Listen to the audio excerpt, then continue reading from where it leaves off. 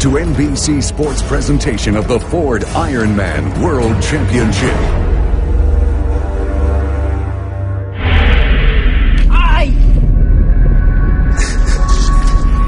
These people, all of these people want to do this. It's okay, baby. It just doesn't always go as planned. You can say that it's a simple task. Swim 2.4 miles, bike 112, run a marathon. But it's not easy. Ironman is the single toughest event you will put your body through in your life. Ironman really is the most amazing, most addictive sport that you could come across. It's a process of seeing what you're made of and seeing what you can pull out of yourself. It's just one long, tedious conversation with yourself. There's so many voices in your head saying stop. You can get to the core of yourself, of who you are as a person, and you can find out what you're made of. You can find out whether you're tough enough to get through this. That's the beauty of it, is crossing the finish line, but getting to that point is difficult. Every individual has more greatness in them than they ever know is possible. He believes in himself when others don't. She doesn't lose.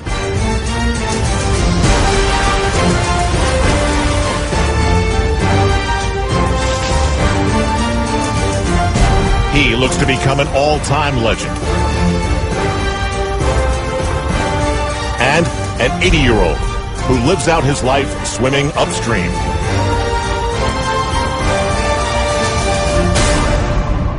Ironman. 5:30 a.m. in the small village of Kailua-Kona on Hawaii's Big Island. So many people, so very quiet. Craig Alexander won last year for the second time in a row. Now the 37-year-old is hoping to become only the third man to three-peat. If he does, he'll join two other Ironman legends. When people mention your name in any sentence with Mark Allen and Dave Scott, I think you've done something right. So, yeah, to be in this position it's huge, absolutely. And something I think about a lot of the year. I'm not going to lie and say I don't think about it, because I do think about it. I just try not to think about it this week. Last year, American Chris Lieto led for the majority of the race. He was passed by Alexander with only 4 miles to go. It was his best career finish, but bad memories linger. To finish second, it was a hard place to finish. You know, when you're that close to winning an event, the disappointment that comes along with that was really tough. The 07 champion Australian Chris McCormack finished 4th last year, but he adds spice to every race he enters. His recent work has rivals skeptical, and that's just the way he likes it. Chris this year, a lot of people, I think, are doubting Chris. He hasn't had a fantastic year, not like his previous years. I'm not sure how focused he is on this race. You know, he seems like he's happy and content in his life right now, and I'm not sure he has the hunger that he had in 2007 when he won. Race morning. The annual greeting at the bike rack occurs. Check, recheck, and rack your bike. Check the tire for pressure while making sure your pressure is in check. Then, check your competition. There are 53 professional women starting this year's Ironman, 52 contenders, and one Chrissy Wellington. The 33-year-old Brit's Ironman career has been perfect. She made her Kona debut 3 years ago, and she hasn't lost. Last year, she broke the course record. She owns the world record, too. If that's not enough, she's never been beaten in a race at the Ironman distance. I know that on race day, I'll be out there giving it absolutely everything I have and more, digging as deep as I've ever dug and getting every ounce of mental and physical strength that I have. Wellington is definitely in their heads. Honestly, I just cannot see Chrissy Wellington being beaten. I just think that Chrissy is one of those athletes that comes along once every now and again and just dominates. In terms of like when you compare Chrissy to other women or female athletes on the circuit, we're kind of still playing catch up to Chrissy. Now, Leanda Cave and the rest of the pro women ready for what they seem to think is impossible. And that's what others are feeling. Uncertainty. Is this possible? But soon, shock fills the air. It has been confirmed. Chrissy Wellington is not starting the race. Chrissy Wellington is out of the race. Chrissy Wellington, a shocking no-show race morning. I heard she was sick, but I heard it through someone else, so I don't know how reliable a source I am. My husband just told me when I was talking to him on the phone that it said that she just came down with some illness. So. Changes everything with the women's race now. It's completely wide open. There's at least half a dozen girls now that can take it out. So it's going to be probably the most exciting race we've seen in years. There are conflicting reports about what happened. Bottom line, today is suddenly overflowing with opportunity.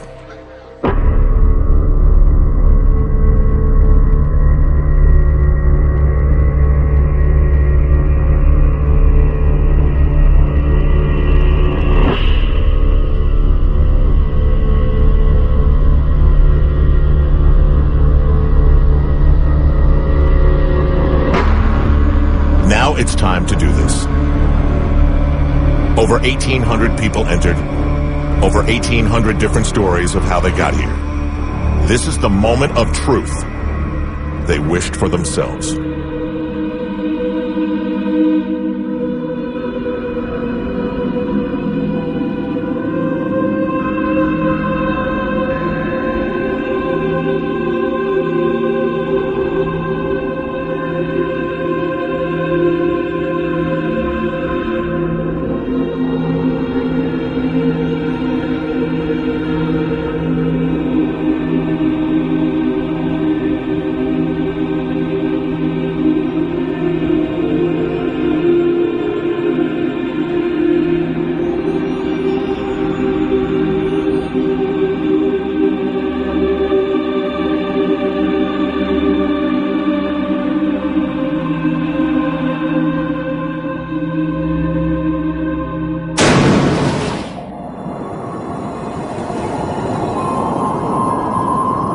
The cannon shot is violent, and so is the start.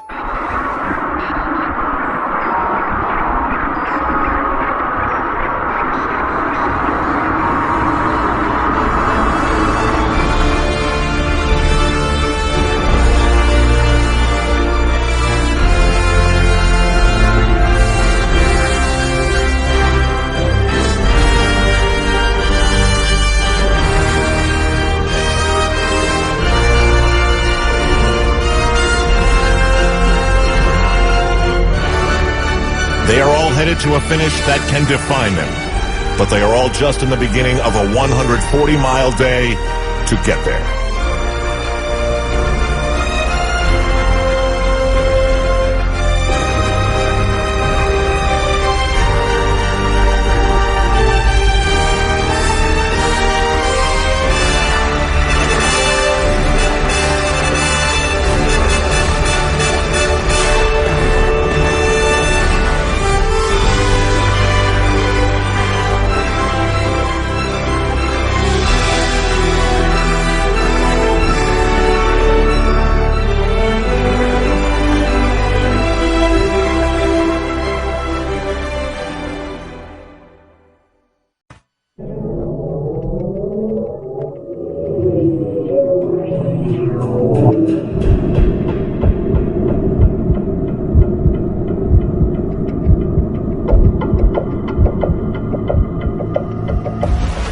The pros are reaching shore in just under 50 minutes. Behind them, the frantic chaos of what this swim is. But there are always two ways to look at things. Above and below.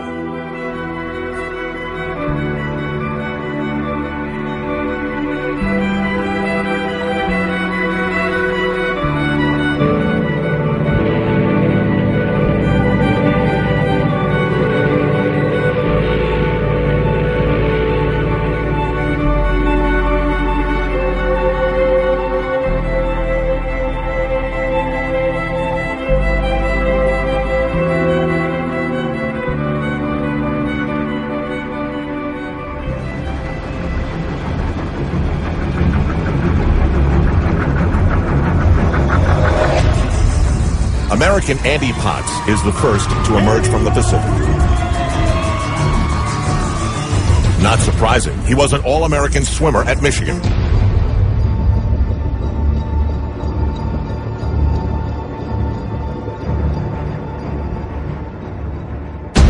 Next, a huge pack of contenders. It's filled with former champions and those who have the credentials to win this race. Next, to the bike rack, where there's a virtual who's who of Ironman greats. In the red, Chris McCormack, number 4. Arriving next in the blue helmet, Germany's Andreas Raelert, who finished 3rd last year. Then, number 1, two-time defending champion Craig Alexander. It means all the contenders will start the 112-mile bike ride together. There is urgent calm in their preparation. Ahead by 2 minutes and 45 seconds is Andy Potts. But he knows what's building behind him. A monster that wants to destroy what he's built.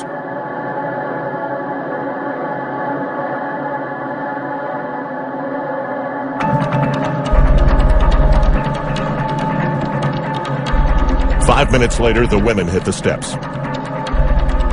Number 130, Britain's Julie Dibens, is second out of the water, right where she expected to be.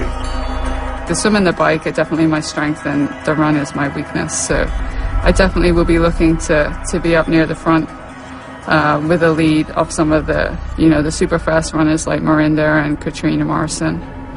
If I'm going to have a chance of, placing high up. Mirinda is Australia's Mirinda Carfrae, a fabulous runner and a good enough swimmer to be in the mix. It's her second time in Kona. Well, last year I think I dropped the ball a little bit in my swim training. I was so worried with making the distance and getting through it that I let the swim fall off. She not only made the distance, she finished second to Chrissy Wellington. Now she's 2 minutes behind Dibens and the leaders.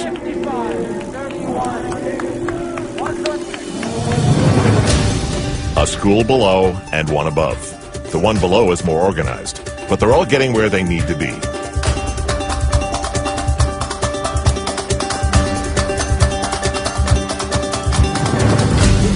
These are the people that are the soul of the race.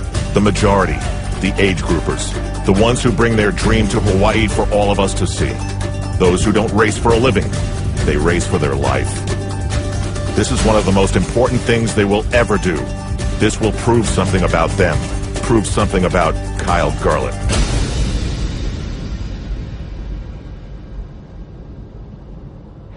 Last year, he didn't finish the swim portion in time. That was nothing compared to what he's been through. First, it was cancer. A stubborn cancer that wouldn't die. The chemotherapy seemed like it would never stop. The process damaged his heart, and he needed a new one of those. And got through that.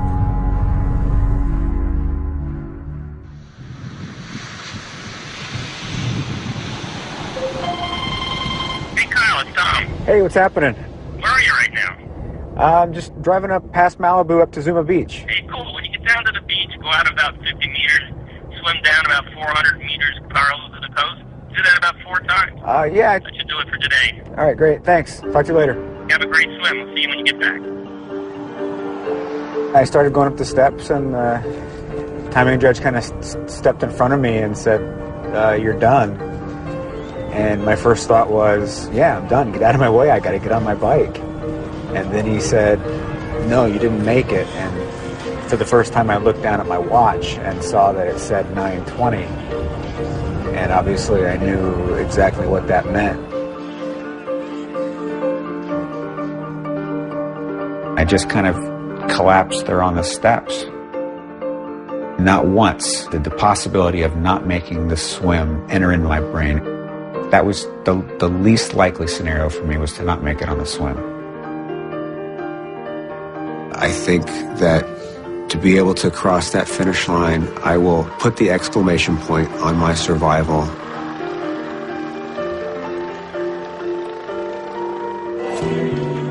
Four years ago, Kyle couldn't walk up steps like these without getting winded. Now, with his new heart, he triumphantly does, having beaten the swim cutoff. It seems everyone knows his story. Or do the volunteers just treat everyone with special care? It's onto the bike, then hopefully a marathon. The recognition in the shower is a reminder, one step at a time.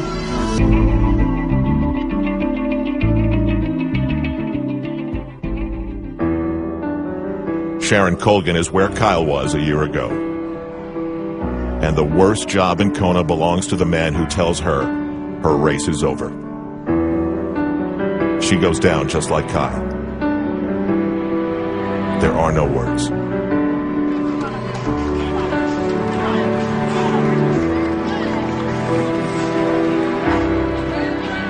The 56-year-old physician trained like everyone else. She can't have her dream this time, and everyone can relate to that. Oh no, you didn't. Oh my God, I'm so proud of you. I will come back and I will make you proud. I know. I'm proud of you right this minute. I got your back. This is new territory for Kyle Garlett, leaving the changing tent, heading for the bike racks. Last year, he didn't get out of the water in time. Just happy to be out of that water. Good feeling to exercise that demon. Now I got a little bit of biking to do. But definitely a good start to the day. 112 miles to be precise. His doctors should be proud.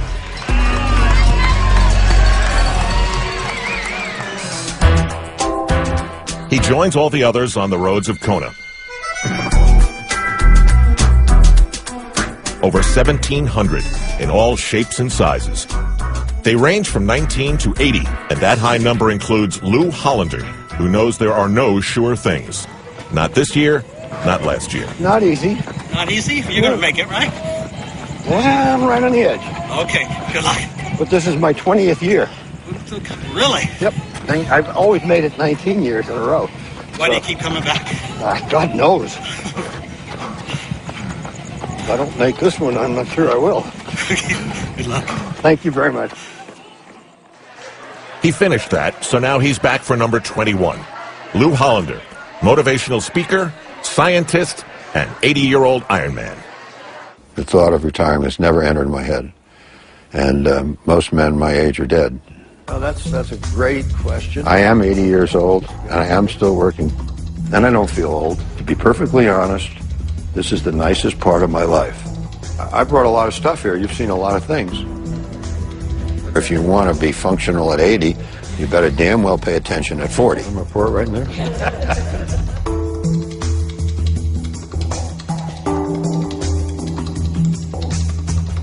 This is my home. It's just beautiful here. The view is great, and I can train right here.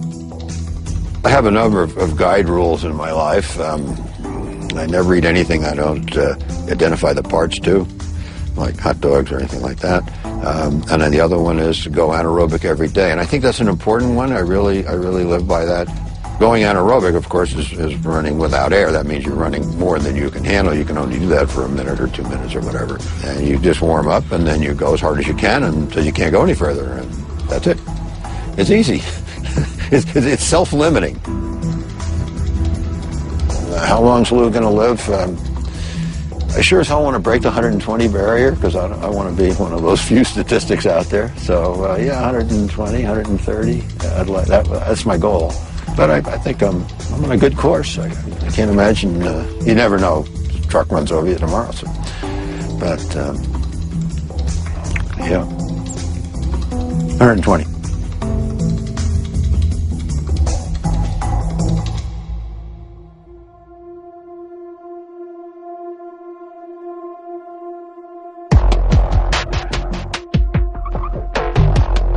In the men's race, the monster of contenders did the job.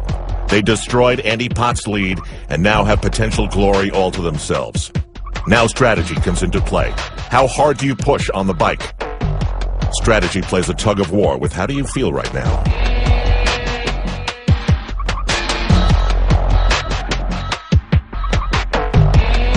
Near the front, riding comfortably, is Craig Alexander.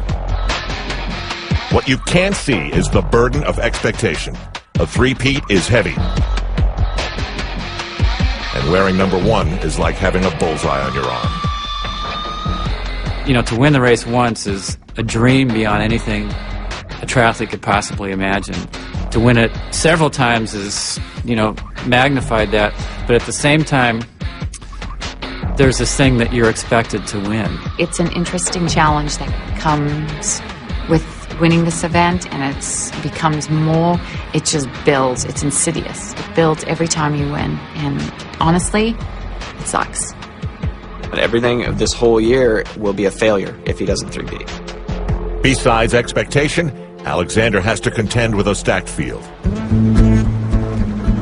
Among them, the last man to wear the crown before Alexander, Macca, fellow Aussie, Chris McCormack. There is a lot of history between the two. You know, Macca and Craig are really polar opposites. You couldn't have two champions that are more different from each other than Chris McCormack and Craig Alexander. It's funny because they've tried, a lot of people have asked about our friendship or our relationship, and it's not as close as it was many years ago.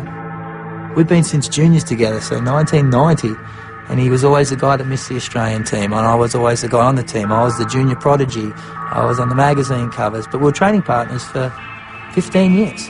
And, you know, like, he lived with my parents for 2 years. I brought him down from Sydney, he stayed with my father and my mother for 2 years so he could train with us. So we're a lot closer. I think we know each other, and that's what hurts. I guess we're common in that we come from the same country, and but I guess off the racetrack, I don't know if there's a lot in common, to be honest. He has this tendency not to mention me because he wants to say, hey, this is my time. I don't want to hear about Macca. I've heard about him my whole career. It's about me now. Please focus on me. And I'm sad that he feels that way. I think I have a rivalry with everybody. You know, everyone's here to try and win, and that's what I'm trying to do. So that by default makes me everybody's rival and everybody my rival. You know, those guys have had a rivalry, you know, pretty much their whole career. Craig Alexander has definitely showed that he's a better athlete over the last 3 years. And I think Macca will tell you otherwise. 6:30 on Saturday morning when the gun goes off, there's going to be 100 or so professionals on the start line, and they all get their shot at the title. So it's not like you have to wait in line or call anybody out. You get your shot. Craig, I beat you up for 20 years. If you want me to do it again, I will. The Aussies are famous for their no worries mantra. Crumble that up and throw it up into the Kona wind. The battle is on, and the history is known. Both have to be thinking, I'll see you in the marathon, mate.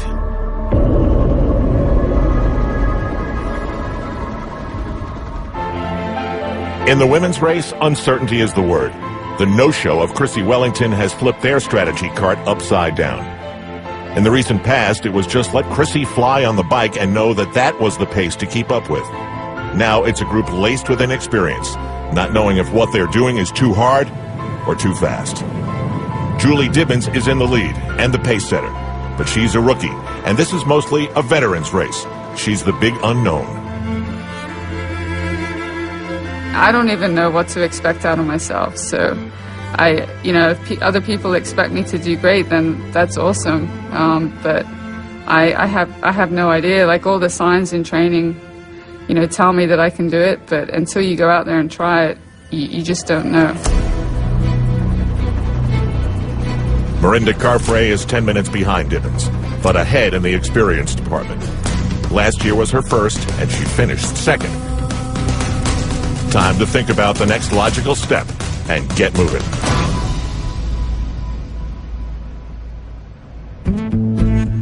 To finish an Ironman, let alone win it, you need everything to go your way. And today, it's not for Rebecca Keat. She was among those looking to capitalize on Wellington's absence, but she's pedaling the wrong way back to town. Similar to me, I'm in a hamstring, just really tight. Thanks, mate. Yeah, it's always next year. heat only lasted 25 miles. And pro Matthias Heck's day is ended by a bad back. There's a lot of unfair going around. Kyle Garlett rode only 10 miles. Then he got lightheaded and his blood pressure was low. He got further into the Ironman, but reaches a new limit now. And he will face the answer to the question, is this the limit? Or can you do more on another day?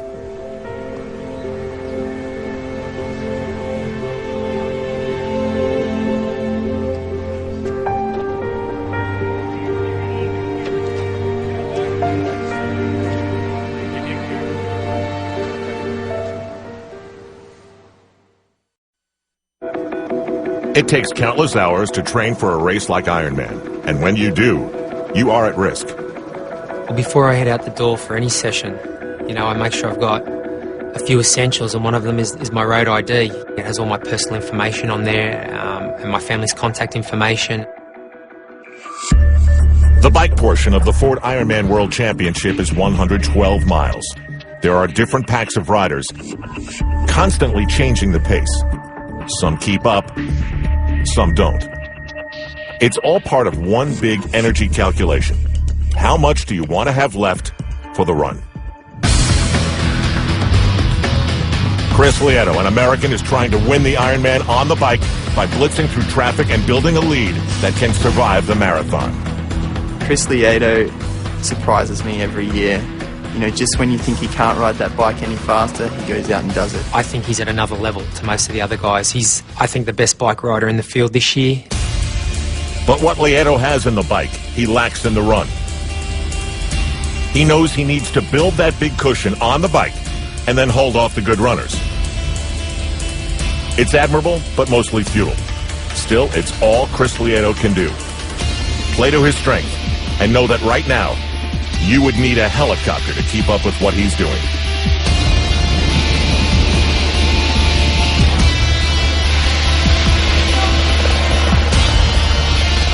Chris McCormack moving up on the right in the red. The pace is quickening as the riders head back to town. He certainly likes that. It's getting better.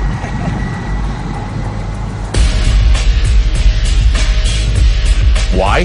The 07 champion has a simple plan to take out the pre-race favorite, Craig Alexander, on the bike and ruin Alexander's spirit.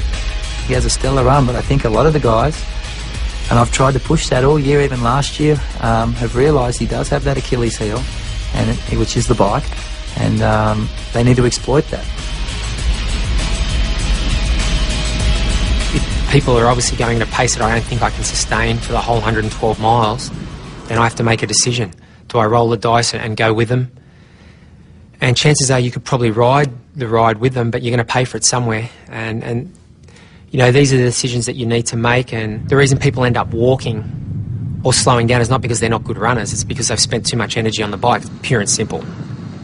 So, is Alexander fading, or just letting Macca be Macca? Another player is Germany's Andreas Raelert. Andreas' performance in Ironman European Championships in Frankfurt, I'll go on record and say it's probably the greatest Ironman performance I've ever seen.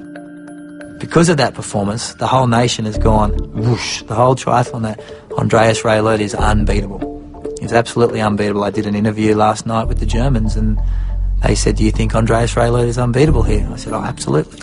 I don't even know why I trained. He definitely has the weight of a nation. You look at the press leading up in Germany, and there's only one position for Andreas. It's first. If he was to have a war with anybody and finish second in a sprint finish, it'd be absolute failure. Macca loves pushing buttons. Raelert finished third last year. To the women's race, as they near the halfway point on the bike. The shocking news about Chrissy Wellington's pre-race withdrawal is still rippling among the women. Now everyone's chances have improved. Mirinda Carfrae finished second last year. When the news broke about Wellington, Carfrae's coach calmly said, nothing changes, run your race. Right now, she's a manageable 8 minutes behind the leader, Julie Dibens. She's that good a runner. Dibens' strength is the bike, while Carfrae is the record holder in the marathon. So Dibens, like Chris Lieto, needs to build a bicycle cushion. This is 30-year-old Staff Sergeant Clayton Tresca. He's bigger than most Ironmen, but that's only the beginning of the differences. He's a Gulf War veteran. In 2008, he was diagnosed with testicular cancer, stage 1. During the treatment, he went from 300 pounds to 180. July 2009, he thought he was in remission. Now that I was told I was in remission, I wanted to mark the occasion. It was going to be my 30th birthday, and I also wanted to kind of show everybody that I could bounce back from anything. And 2 lifelong dreams that I've always had. And one is to complete Ironman, and the other one was to go to college. Dream 1. College is happening right now. Dream 2. As for the Ironman, he took advantage of living in San Diego to train hard. While doing that, he developed pain that was reminiscent. I went to the doctor's office, and the pain was getting really bad, and I was really concerned about it at that point. And once again, he said that I'm fine, that I'm overtraining, and that I just need to stretch more and stay off of training. And then a week later, I was at work, and I had a knot develop in between my clavicle and my neck. And it was just it was the size of a bean. It was really small. And then, within a matter of several hours, it grew to the size of a baseball. Because of the aggressive nature of the cancer, I was done. And so I knew that, well, I was told that was going to be it for me. Clayton is now faced with an experimental treatment, high doses of chemotherapy to eradicate every last cell of cancer. To survive, he'll have 2 stem cell transplant procedures to replace his immune system. Treatment started and it was in full swing. So was my ambition to continue doing the Ironman. I was staying active and focusing on training, and I was linked up to all these different wires and cords and having all this chemotherapy pumped into my body. Clay was actually doing lunges and thrusts as he went around the ward, and Clay's a big guy, so it was pretty dramatic and pretty impressive. Walking around the inertia station, which is 36 laps equals a mile, it just kept everybody in a very positive mood in a very dark time. That was a lifesaver for me. Of course, the number one question that every cancer patient asks once their treatment ends is, what's the prognosis of, and what are the odds of this coming back? When am I going to be done? I think he has a very good likelihood of being cured of this disease, but it's not guaranteed. If the treatment fails, I'm dead. And that's all there is to it.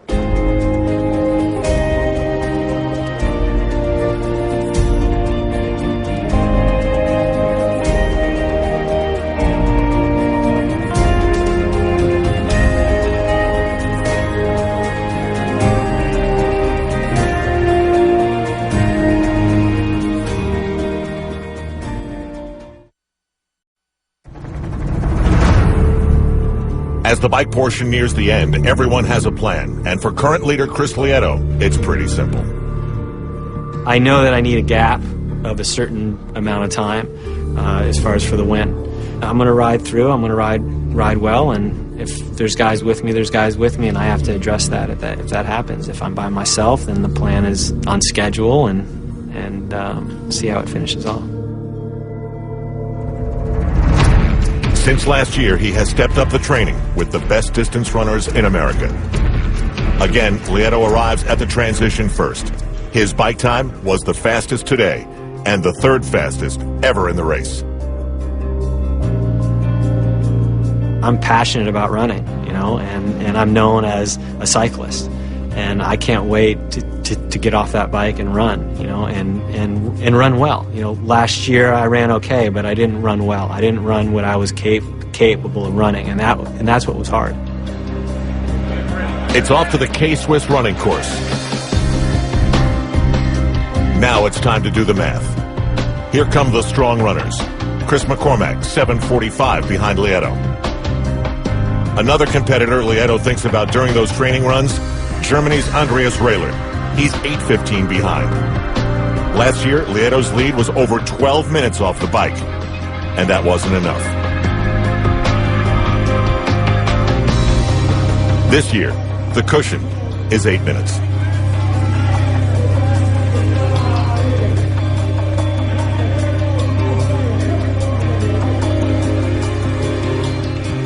Craig Alexander is a whopping 15 minutes and 25 seconds behind the leader. But equally stressful, he has to make up almost 8 minutes on the best runners who've already left the transition. Is that too deep a hole? Will Lieto's plan of hammering the bike work this year? You only have so much energy left in your legs after pushing the bike for over 5 hours.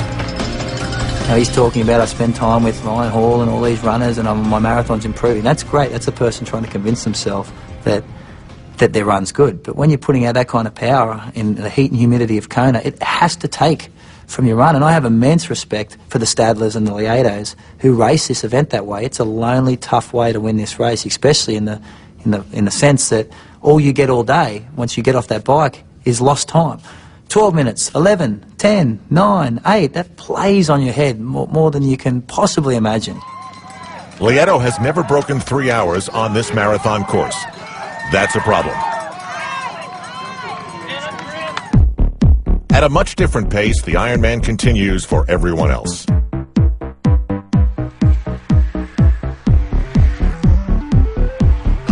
Clayton Tresca has never ridden a bike this distance. So support in the lava fields helps a lot. Lou Hollander's first Ironman in Kona was 1985. He was 55 back then. Is that a what? I'm passing. Sorry about that. You just want to look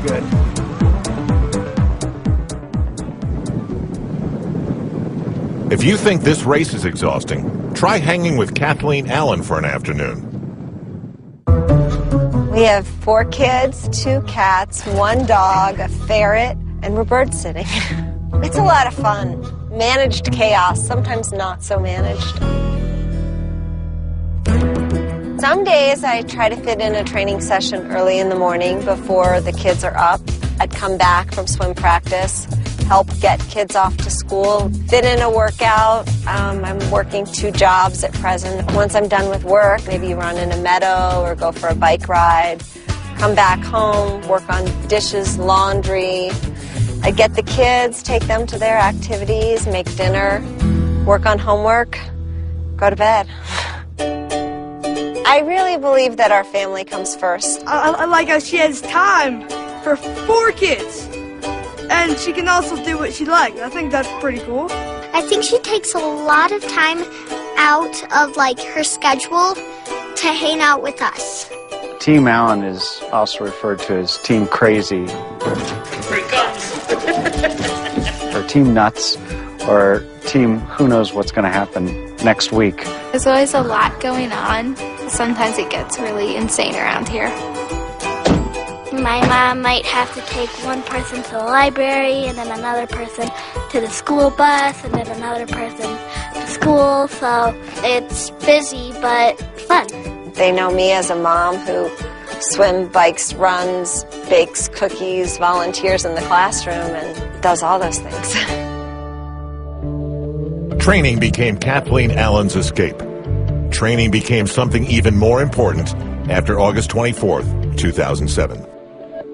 I went to the lake and park to go for a bike ride, and that was the day that I got hit. I remember people asking me who I was over and over and taking off my road ID and saying, all my information is on there. Stop asking me. I don't want to talk about this. I wore my road ID long before then, and I had it on the day I was hit, but I didn't want to spell my name. I was in pain. We arrived at the trauma center, and she looked pretty banged up on the table, and it was about 10 or 15 minutes later that the doctor came in and said she's got 4 bones broken in her back, both her wrists. She's had a minor stroke. And what I thought was, gosh, broken bones, she's going to be okay. Uncertainty crept in for the next week. I was younger, so I didn't really know what was going on. It was a little bit scary when I saw her. She didn't look in her normal shape, but I asked her if she was going to be okay, and she said yes, and I guess she was right. I wanted to be strong and healthy for my children, and my children knew me as a mom who did things, as a mom who was fun, a mom who had energy, and I wanted to be that mom again. And I also knew that the training and racing gave me energy and made me happy, and when I'm happy, I'm a better mom. Her getting to the finish line gives Kathleen's kids something to live their entire lives by.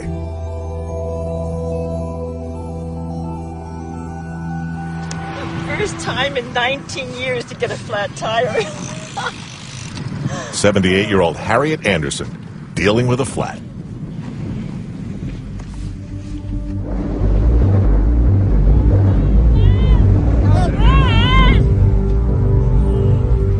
There's carnage out on the road. Iris Tiedemann of Switzerland has crashed with Joel Hugues of France.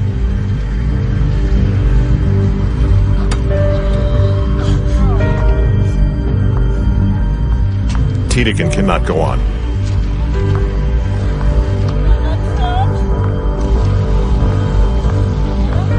Hugues is a different story. He's got a stubborn side.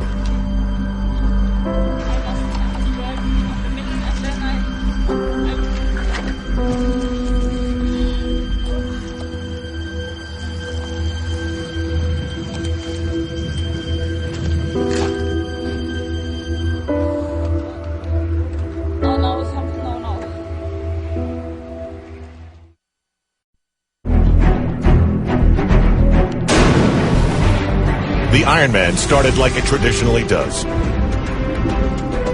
But there's been untraditional news. The defending women's champion, a no-show, and opportunity knocked. While dreams for some ended early, things moved on.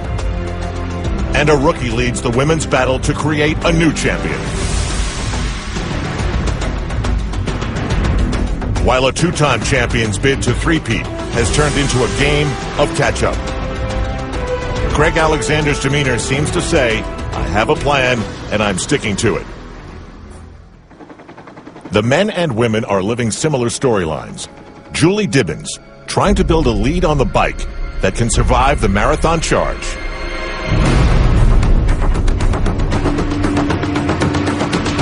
Of Mirinda Carfrae, the fastest runner in the race, who will have to be that again to challenge for the win.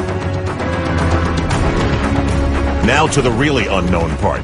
Dibens has never run a marathon. Now she's going to do it in the lava fields of Kona? I don't know what to expect. I'm going in there a little bit blind, and I don't know how bad it does hurt. And, you know, it's definitely a question mark in the back of my head is how I'm going to handle it. The longest I've run is probably 21, 22 miles. I'm going to push myself into a place I've probably never been before. Next in, Caroline Steffen, another strong cyclist. She finished second in the European World Championships and is 5 minutes behind. Even worse, at 10 minutes 30 seconds, is Mirinda Carfrae. But she set the marathon record on this course last year, and in a race like this, people respect the ability to finish big. So many before Dibens have breathed the moist air off the ocean as the leader, only to be crushed out there in the sauna. Carfrae begins the hunt. History has given her many examples to let her think what's possible. 8 miles into the men's marathon. Chris Lieto and Julie Dibens should share stories. His chasers are impressive, including two-time defending champion Craig Alexander.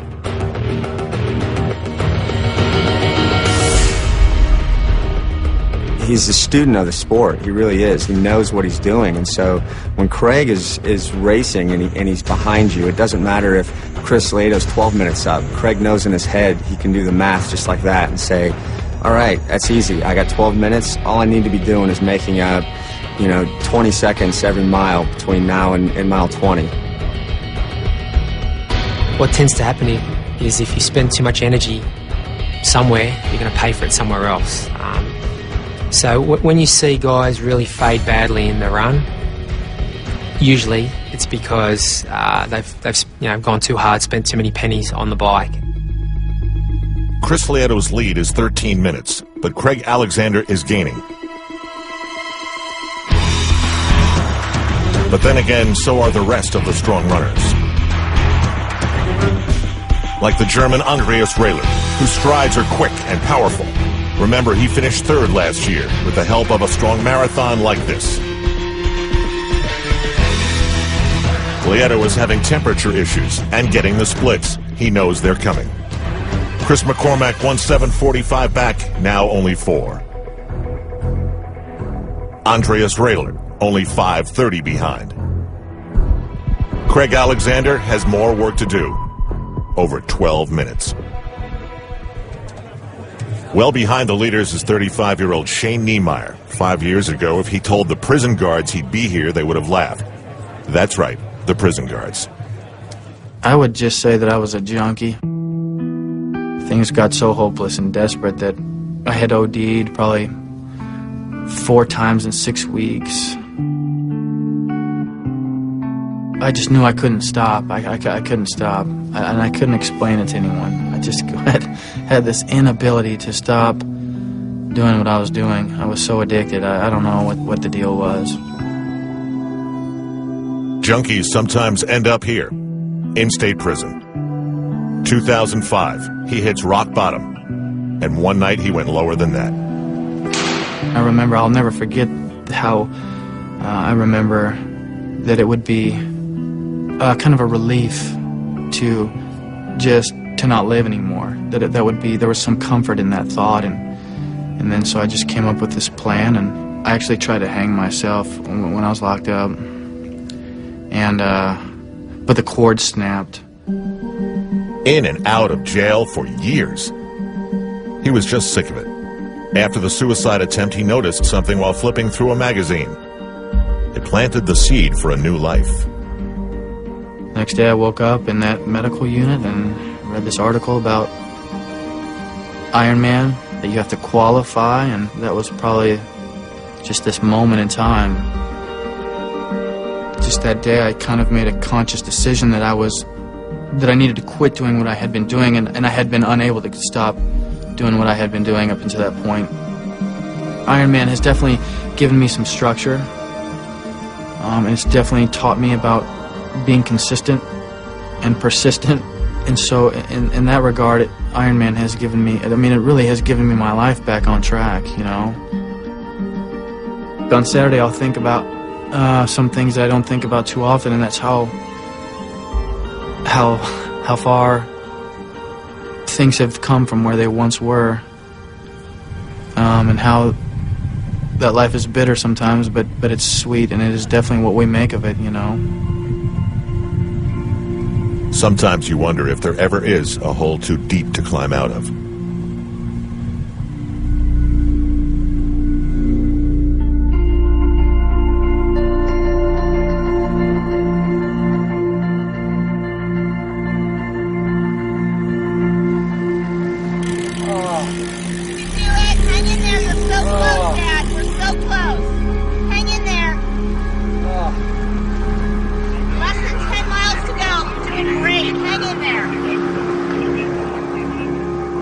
This is Elizabeth Collar, daughter of 76-year-old Hunter Temple, a retired principal from Santa Fe, New Mexico.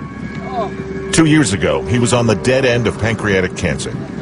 He pledged to come to this Ironman highway. Now, a painful crash. We're father-daughter bonding today. Most father-daughters have brunch. We're doing the Ironman. Not exactly how we thought the day would be, but it's all, I think we're going to be okay when we get there. As long as a little ibuprofen, and we'll see what happens in the transition area.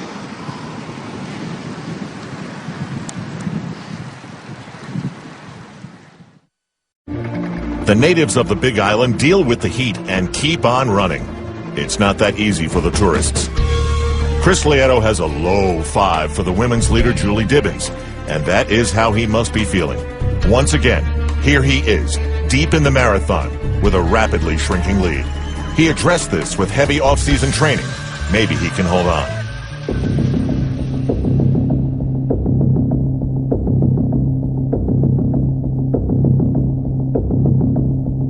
"10 miles in, and 16 of the hottest miles to go."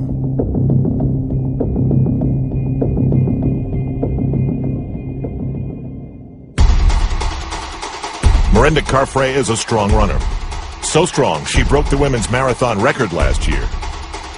And along the way, had better marathon times than several of the top men. Actually, somebody mentioned it to me, I think, and first I didn't believe it, so I had to go back to the books and I checked it out, and I had to write her a little email after that and say, could you please don't run that fast next year? But no, she's an amazing runner. I mean, she's known for her running skills, so I'm not ashamed of that. Mirinda is also a good enough swimmer and a good cyclist. But here she blows by Caroline Steffen for second place. This is doable. Imagine watching someone go past you going that much faster. Good thing Julie Dibens didn't see that pass. Cocky Chris McCormack is once again doing his thing. He was running 5:35 miles for the first 10. That has shrunk Chris Lieto's lead to 1 minute.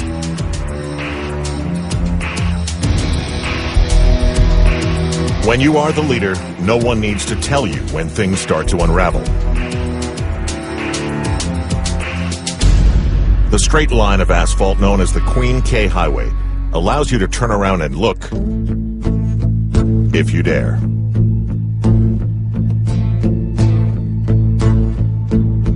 For Chris Lieto, it's all straight ahead.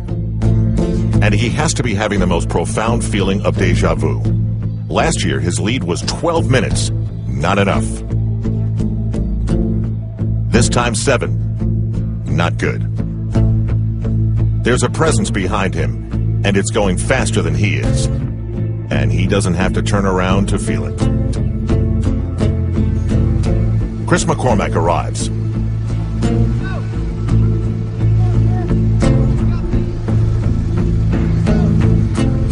And makes the pass. Lieto watches Macca as if to try and read his mind and figure out what the secret is to winning this race.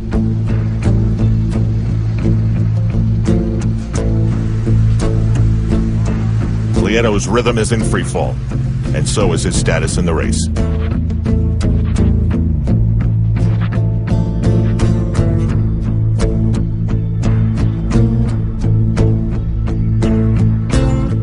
As he stops, Belgium's Marino Vanhoenacker passes him for second place.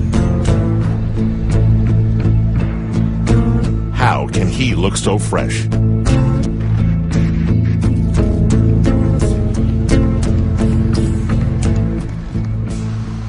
The situation is about to get worse.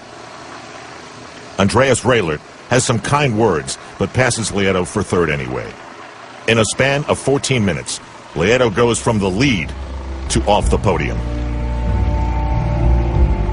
What could Chris Lieto have done differently to prevent this reoccurrence? Is it possible that this body can be trained even harder to win? Or is this as hard as this body can be trained? You can drive yourself crazy.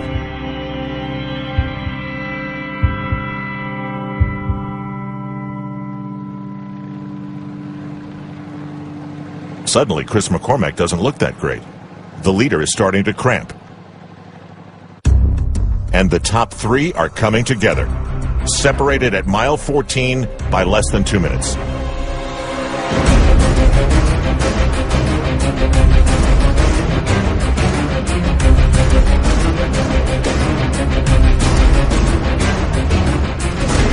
McCormack's lead is 140, but second place is changing. Belgium's Marino Vanhoenacker doesn't need to turn around. Andreas Raelert is gaining, and right there. Then Raelert moves into second place. Now, with only 10 miles to go, Chris McCormack's lead is down to 115. Nothing is safe. Next, the Energy Lab, which gives you nothing of the kind.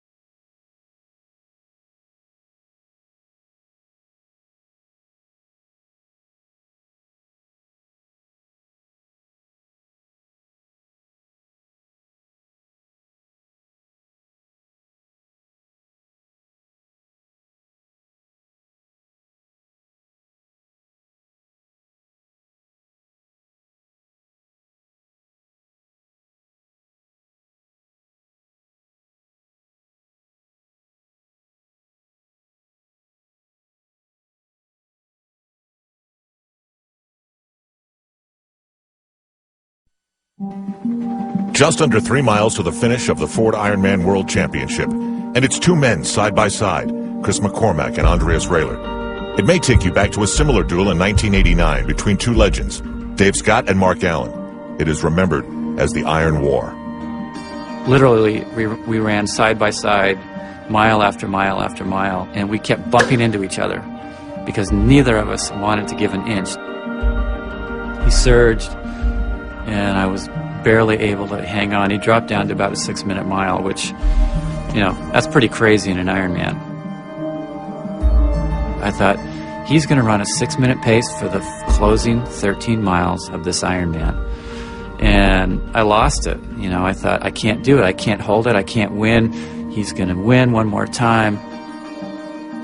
There was one last final uphill. We were side by side. At the bottom of the hill was an aid station. Dave reached over. He grabbed a glass of whatever. And just as I was ready to reach over, something just said, go. And it was like I was shot out of a cannon. I just took off and started running as fast as I could go, and it blew his mind. And then we ran down the other side. I took one last look back. I couldn't see him, and I knew that it was mine.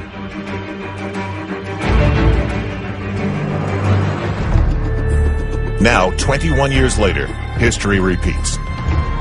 With two men who have enough respect for the history of the race to understand the significance of what's happening, and a respect for each other that lets them actually share a sponge and a handshake in these final miles.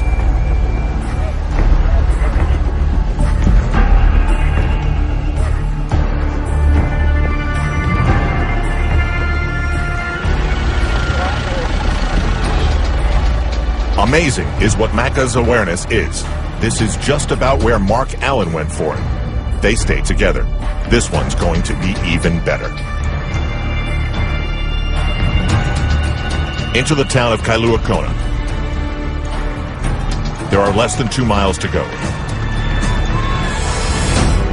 There seems to be a slight desire by McCormack to be the one in front, even if it's just by a foot.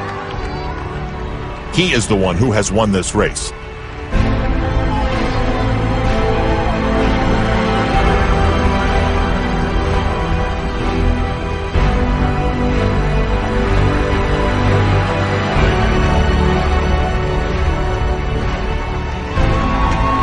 Then on the downhill, a foot becomes 2, becomes 3 as a lead grows. McCormack pulls away.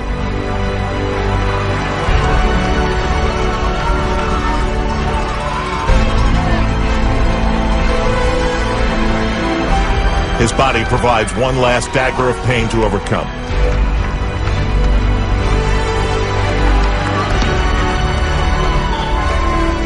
But he will literally grit his teeth to get through.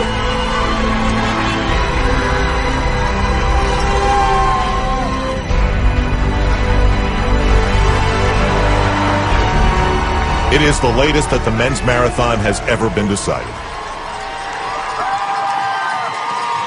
As Chris McCormack wins his second Ironman in historic fashion.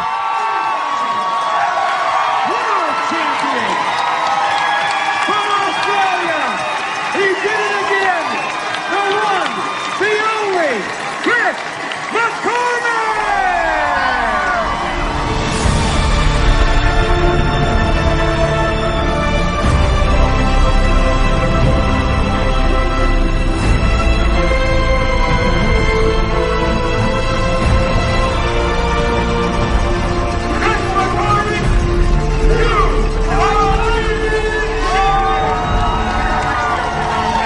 The crowd and Chris McCormack waited 1 minute and 40 seconds for Andreas Raelert to arrive. His last mile must have been a killer.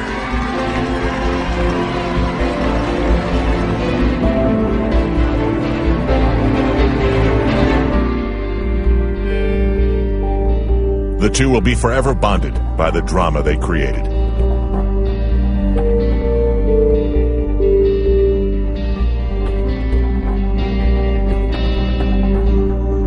Two and a half minutes behind was Belgium's Marino Vanhoenacker, his best finish ever in Kona. Chris McCormack's performance was worthy of a Wheaties box. With about a mile to go, I took off, and then I hit the wall, and I started to panic, and everyone was yelling and screaming, and I looked back and I couldn't see Andreas, and I just closed my eyes the last bit, and then the motorbike guy came up and I said, "Please, can you see him?" He said, "No, I can't." And so about the last 400 I got to really celebrate, and you know, the last time I won I was so emotional. I don't really remember that last 400 metres, and this year I really enjoyed it, and I'm just scared I'm going to wake up and this is not going to have happened, so I'm just over the moon. Now it's time for the women to enter the Energy Lab and handle all the mental and physical torture that comes there. It's always a moment I think every athlete's demons come out and ask those questions. Even if you're having a good day, I was having a great day last year, and running through that Energy Lab, I thought I might have to walk for a couple of miles there. Walking is what Julie Dibens is doing. She's learning things today in her first marathon.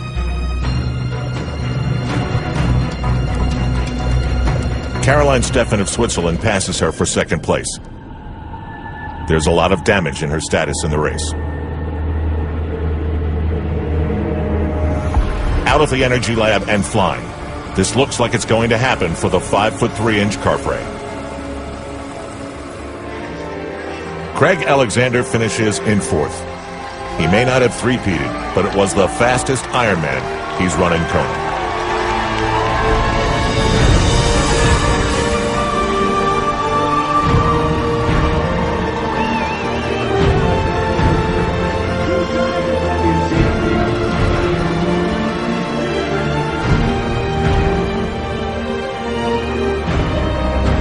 The longtime leader, Chris Lieto, finished in 11th place.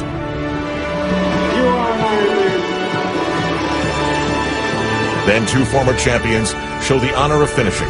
Tim DeBoom and Norman Stadler crossing the line together in 33rd place. Just up the road, all that's left for Mirinda Carfrae is the marathon record. Just like last year, she has the road all to herself. I saw my coach and she said to me, "You got to keep on running hard because, you know, if you keep at this pace, you could get the run record." I didn't exactly know what the run record was. I knew it was a 2:57 something and change, so I just wanted to get under 2:57 to make sure the record was mine. It's okay to wonder what would have happened had Chrissy Wellington been able to race. What we are left to know was this performance by Mirinda Carfrae was as convincing as any other, and that she is an Ironman World Champion.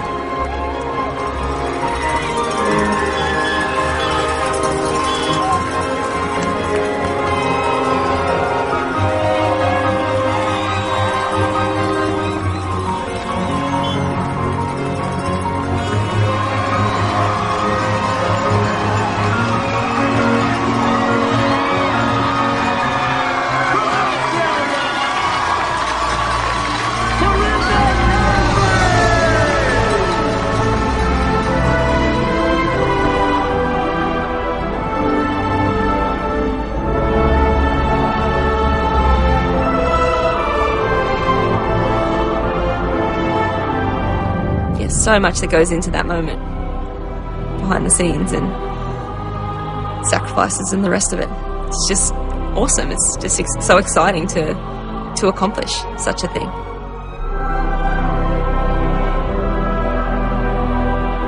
Caroline Steffen finishes in second place, her best in Kona.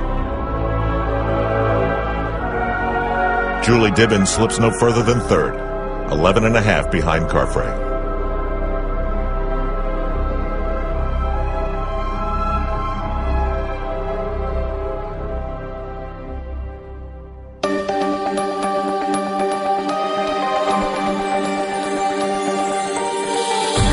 Now the rest of this race heads to the transition.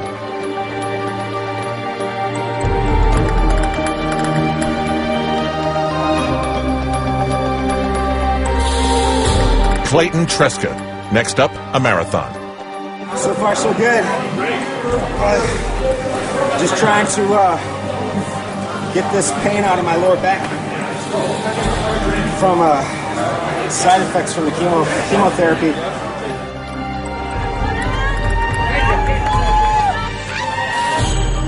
Lou Hollander, looking strong at 80.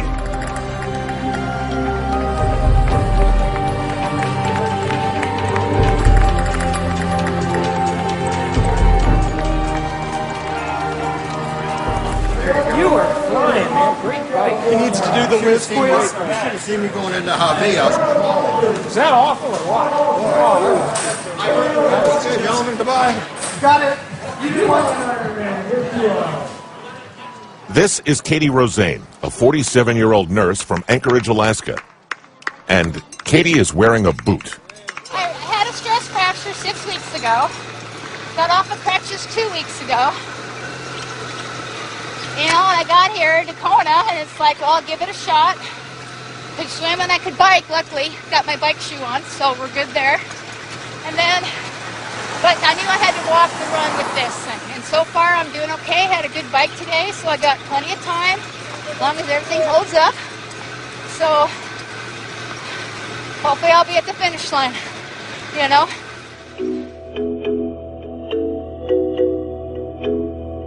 Just when you think you've heard it all, another tale from the amazing 1700. 5 years ago, Shane Niemeyer was inmate number 97B0129. Now he's competitor 1419. Having one of those days where you think you're not going as fast as you thought you would. You think about quitting, but you can't really do it when you finally made it here, you know? Just tough it out. Toughing it out is what 76-year-old Hunter Temple did in the last 10 miles of the bike after crashing. The doctors say he's done. This father-daughter duo don't have the happy finish line story they hoped for.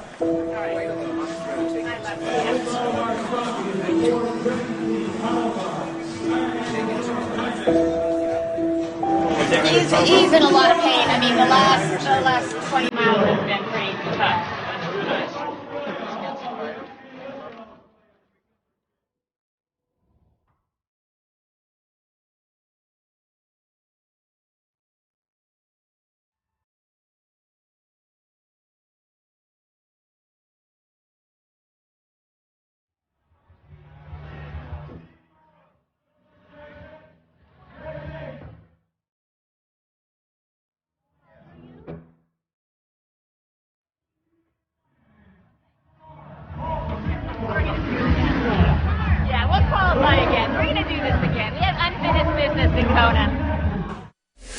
Timex salutes Julie Dibens for winning the Timex Ironman watch bonus on both the bike and the run.